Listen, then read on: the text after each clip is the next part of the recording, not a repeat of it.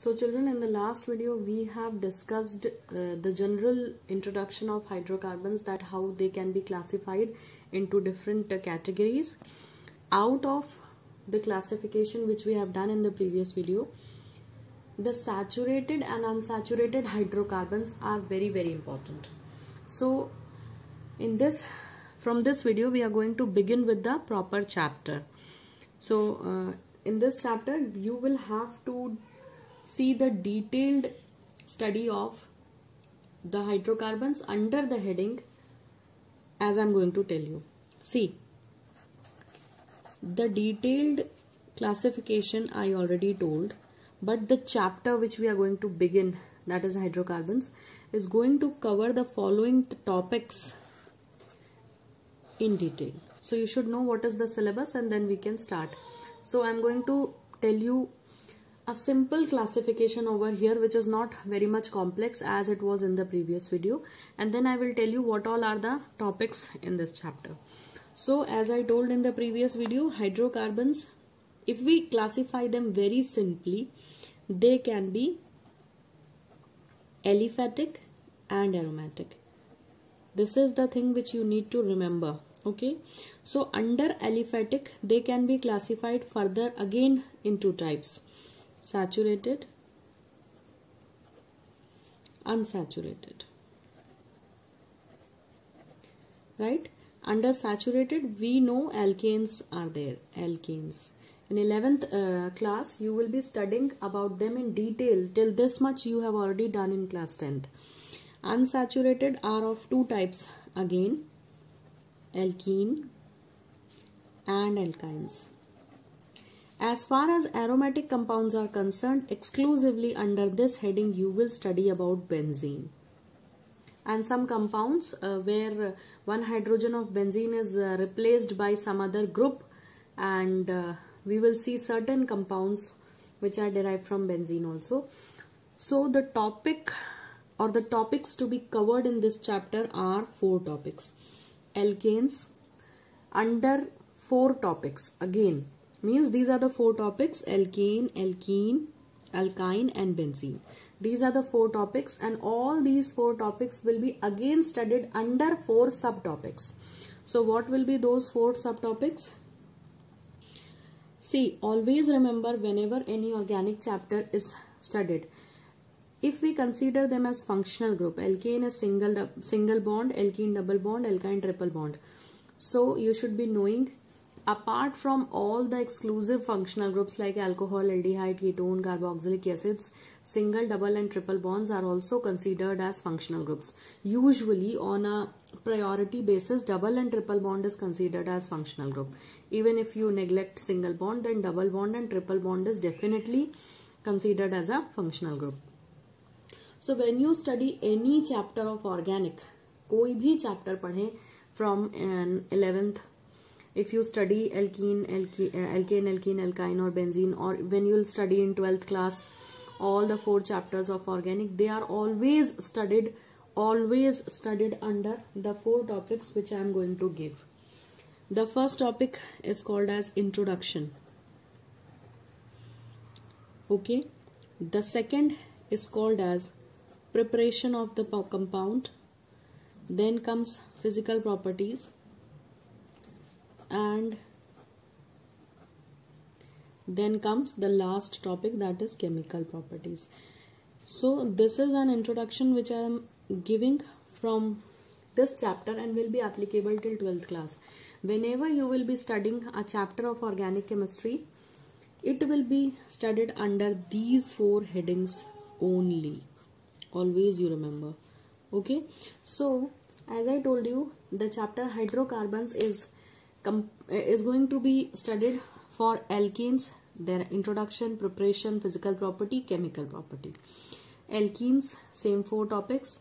Alkynes, same 4 topics, and benzene, same 4 topics.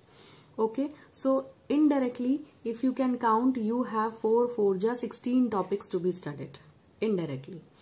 Means on a heading basis, अगर आप ये सोचो कि हमें कितनी हेड्स में ये चैप्टर पढ़ना है, तो 4 मेजर हेड्स हैं और उनके अंदर भी 4 सब हेडिंग्स हैं.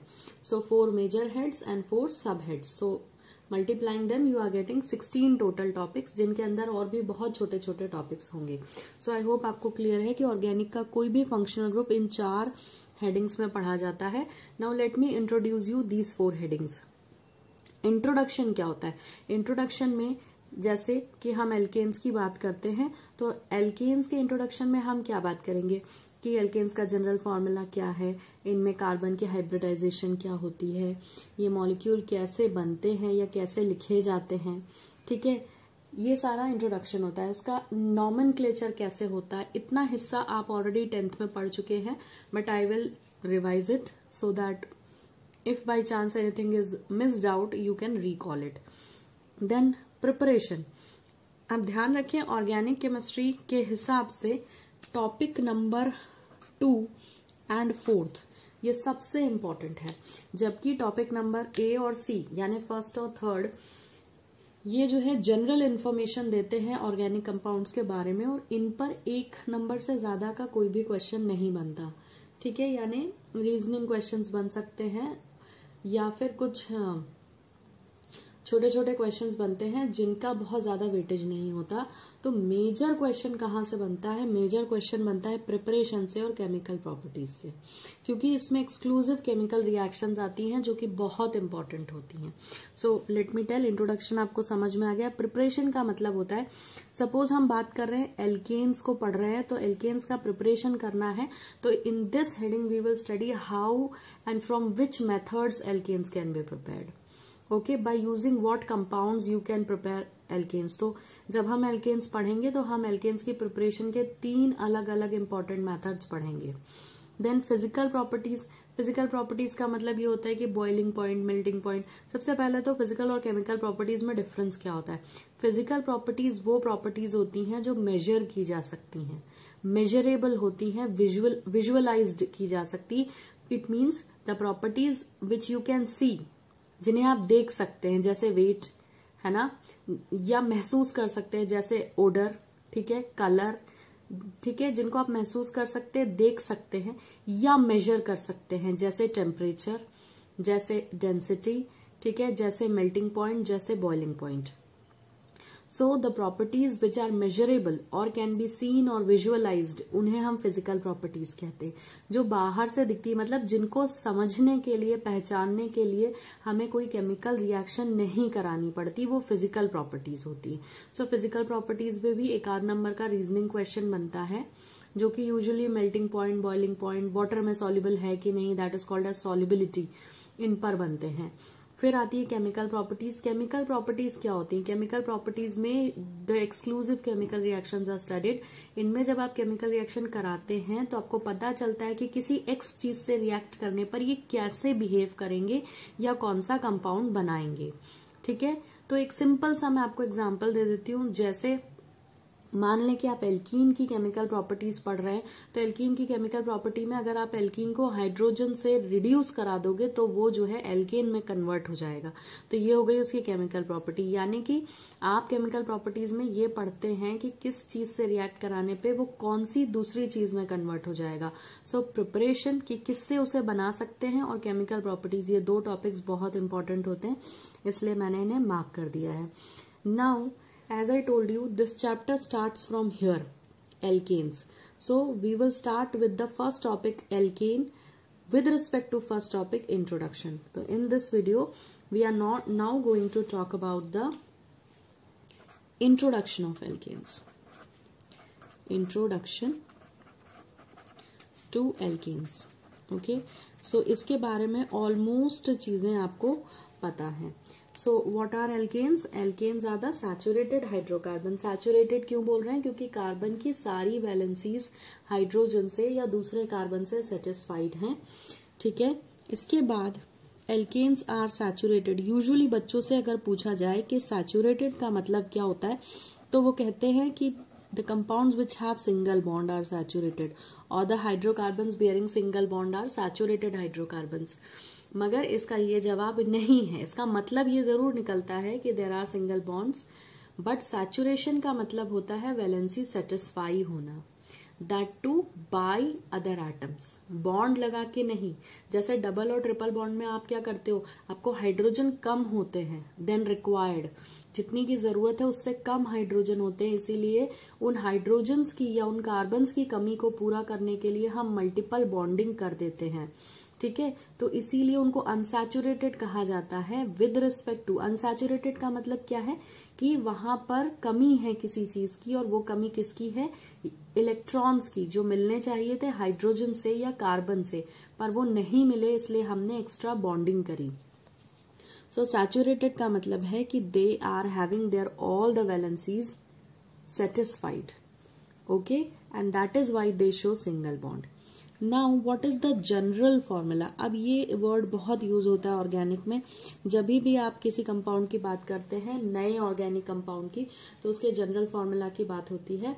सो general formula of alkanes is CnH2n+2। ठीक है, इसको जनरल फॉर्मूला में इन तीनों का आपको यहाँ पे पढ़ा देती हूँ, जिससे आपको हमेशा याद रहेगा और आप कभी भूलेंगे नहीं। Now you see there is a simple trick with which you can remember. ये नाम जो लिखे हैं ये अल्फाबेटिकली हैं, इनमें सिर्फ इतना अंतर है, अगर आप ध्यान देंगे तो A, E और Y, this is only is the difference. अगर आप अल्फाबेटिकली जाते हैं तो एल्केन्स लिस्ट में भी पहले आ रहे हैं, और ABCD में E और Y से पहले आता है, सिमिलरली E Y से पहले आता है। तो ये सीक्वेंस AEY हमेशा याद रखें, तो आपको कभी डाउट नहीं होगा। इसके बाद जो बीच में कंपाउंड है दैट इज एल्कीन, इसका फॉर्मूला सिर्फ याद करें, दैट इज CnH2n। ठीक है, अब ये इसके आगे है तो इसमें +2 कर दें, CnH2n+2, 2 कदम आगे, और ये इससे पीछे है तो CnH2n-2, 2 स्टेप्स बिहाइंड, ऐसे आप याद रख सकते हैं। तो आपको फॉर्मूले में कभी कंफ्यूजन नहीं होगा। जो ये मेंबर्स हैं ये अल्फाबेटिकली हैं AEY, यानी एल्केन, एल्कीन, एल्काइन, और बीच वाले का फॉर्मूला याद कर लें CnH2n, उसमें +2 करें तो एन और -2 करें तो आइन। This way you will never get confused. Although ये कॉन्सेप्ट अकॉर्डिंग टू मी आपको बहुत क्लियर होगा, क्योंकि आपने 10th में इसकी काफी प्रैक्टिस करी है कार्बन एंड इट्स कंपाउंड्स में। Now getting back to this, so general formula मैंने आपको बता दिया। इस जनरल फॉर्मूले में अगर हम यहां पर n की बात करते हैं कि व्हाट इज n, तो n is equal to number of carbon atoms, number of carbon atom है। तो आप ध्यान से देखो, अगर मैं CnH2n+2 के फॉर्मूले में n इज इक्वल टू 1 लिखती हूं तो I will get C1H2 into 1+2, that is CH4, और C1H4 जिसे हम सिंपली CH4 लिखते हैं। तो एल्केन फैमिली का पहला मेंबर मीथेन है। ठीक है, नॉमेनक्लेचर में एक कार्बन को मिथ बोलते हैं, और सब जगह यहाँ सिंगल बॉन्ड है, इसलिए इसे एन यानी मीथेन बोलेंगे। ओके, ऐसे ही हम दूसरा मेंबर लिखेंगे तो C2H6, C3H8 so on, right, बनते चले जाएंगे। तो ये कुछ नया नहीं है, this you already know. Now what is new here is when we draw the structure of methane. ये भी आप जो है 4th चैप्टर में पढ़ चुके हैं मीथेन को, कि ये sp3 हाइब्रिडाइज्ड होता है। और अगर आपने पिछले चैप्टर्स के वीडियोस फॉलो किए हैं तो मैंने आपको कार्बन का हाइब्रिडाइजेशन निकालना भी बताया था, और मैंने कहा था कि अगर कार्बन सारे सिंगल बॉन्ड बनाता है, जैसे मीथेन में उसने 4 बॉन्ड हाइड्रोजन से बना रखे और चारों सिंगल बॉन्ड हैं, तो जब भी कार्बन अपने, ये 2 बातें यहाँ याद रखनी कि कार्बन हमेशा मैक्सिमम 4 बॉन्ड बनाता है, मैक्सिमम 4 बनाने होते हैं उसे, वो चारों सिंगल हो सकते हैं। ठीक है, एक डबल और 2 सिंगल हो सकते हैं, 2 डबल बॉन्ड हो सकते हैं, या एक सिंगल एक ट्रिपल बॉन्ड हो सकता है। इसके अलावा और कोई कंडीशन पॉसिबल नहीं है। व्हाट आई सेड, 4 बॉन्ड बनाता है, कितने बॉन्ड बनाता है, 4। ये चारों बॉन्ड सिंगल हो सकते हैं। ठीक है, यहां पर 2 सिंगल, ये कॉम्बिनेशन चलेगा, ये 4 पूरे सिंगल, या फिर 2 सिंगल एक जो है डबल बॉन्ड। ठीक है, 2 सिंगल और एक डबल बॉन्ड, पहला। दूसरा पॉसिबिलिटी, तीसरा पॉसिबिलिटी है 2 जो है वो दोनों ही डबल बॉन्ड बना ले। कैसे बना ले, दोनों ही डबल बॉन्ड बना ले। ठीक है, तो यहां पर एक ही बार 2 लिखें, दोनों ही डबल बॉन्ड बना ले तो 4 बॉन्ड हो जाएंगे, या फिर एक लास्ट पॉसिबिलिटी है कि वो जो है एक बॉन्ड सिंगल बॉन्ड बना ले और एक बॉन्ड ट्रिपल बॉन्ड बना ले, तब भी 4 ही बॉन्ड बन रहे हैं। ठीक है, तो यही पॉसिबिलिटीज है, इसके अलावा नहीं। तो जहां पर भी डबल बॉन्ड दिखता है वो sp2 हाइब्रिडाइज्ड है, जहां पर सिंगल दिखते हैं सारे वो sp3 हाइब्रिडाइज्ड है, और जहां पे ट्रिपल बॉन्ड है वो sp हाइब्रिडाइज्ड होगा। ये मैं पहले भी बता चुकी हूँ। तो यहाँ कार्बन ने चारों सिंगल बॉन्ड बना रखे हैं, इसलिए वो sp3 हाइब्रिडाइज्ड है। और अगर मीथेन की ज्योमेट्री ड्रॉ करते हैं तो वो बहुत ही सिंपल है, आप पहले भी सीख चुके हैं। It's something like this, tetrahedral structure. ठीक है, बॉन्ड एंगल भी हम पढ़ चुके थे, 109.5 डिग्रीज होता है, and these are bonded to hydrogen. Like this you can draw. So यहाँ पर ये जो भी बॉन्डिंग हुई है ये सारे बॉन्ड्स sp3 हाइब्रिडाइज्ड हैं, राइट। सो टेट्राहेड्रल ज्योमेट्री होती है, ये आपको पता है बहुत अच्छे से, हम पहले भी पढ़ चुके हैं। Now here one more thing comes and that is called as classification of carbon atom. किसी भी कंपाउंड में या मॉलिक्यूल में अगर हम बोलें तो कार्बन को हम प्राइमरी, सेकेंडरी, टर्शरी और क्वाटरनरी कहते हैं। प्राइमरी का मतलब होता है 1 डिग्री। किसी भी कार्बन को हम प्राइमरी यानी 1 डिग्री, सेकेंडरी यानी 2 डिग्री, टर्शरी यानी 3 डिग्री और क्वाटरनरी यानी 4 डिग्री तक क्लासिफाई करते हैं। अब ये बहुत इजी होता है। कैसे? जितने भी टर्मिनल का कार्बन होते हैं, टर्मिनल माने कोने वाले, जैसे अगर मैं एक एग्जांपल बनाती हूँ आपको समझाने के लिए, और मैंने लिखा CH3, CH2, CH, CH3, CH, C, CH3, CH3, CH3। मैंने ये एक बहुत बड़ा सा एग्जाम्पल बनाया, और इसमें जितने भी कार्बन हैं हमें उसमें सब के बारे में जानना है कि उनका डिग्री क्या है। तो कैसे पहचानेंगे? जिस भी कार्बन की बात हो रही है उसको जो है ध्यान में रखें। जैसे ये कार्बन, ये डायरेक्ट कितने कार्बन से जुड़ा है? 1 से, तो ये हो गया प्राइमरी कार्बन। इसकी बात करें, इसने डायरेक्ट एक बॉन्ड इधर एक इधर, ठीक है, सेकेंडरी। इस कार्बन की बात करें, ये एक बॉन्ड इधर कार्बन से, एक इधर, टर्शरी है। ठीक है, इसकी बात करें, एक कार्बन इधर है, एक इधर है, ये सेकेंडरी है। इस कार्बन की बात करें, ये 1, 2, 3, 4 कार्बन से जुड़ा है, तो ये क्वाटरनरी है। अब एक सवाल आपके दिमाग में और आ सकता है कि क्वाटरनरी से ज्यादा डिग्री होती है? नहीं होती है। क्यों नहीं होगी? क्योंकि कार्बन 4 से ज्यादा बॉन्ड बनाएगा ही नहीं। तो मैक्सिमम सिचुएशन ये हो सकती है कि कार्बन के ने जो 4 बॉन्ड बनाए वो चारों का दूसरे कार्बन से ही बनाया हो। जैसे यहाँ है, ये जो कार्बन है ये क्वाटरनरी है क्योंकि इसने 4 और कार्बन से बॉन्ड बनाया, 5वां तो ये बना नहीं सकता। ठीक है, तो मैक्सिमम पॉसिबिलिटी है क्वाटरनरी की। इस कार्बन की बात करें, ये डायरेक्ट सिर्फ 1 से जुड़ा है तो प्राइमरी। इसकी बात करें, ये भी प्राइमरी क्योंकि 1 ही से जुड़ा है, और इसकी बात करें, ये भी प्राइमरी 1 से जुड़ा है। इसकी बात करिए, ये भी प्राइमरी। डायरेक्ट बॉन्ड की बात हो रही है, तो ये हमने सबको क्लासिफाई कर लिया कि कौन प्राइमरी कौन सेकेंडरी।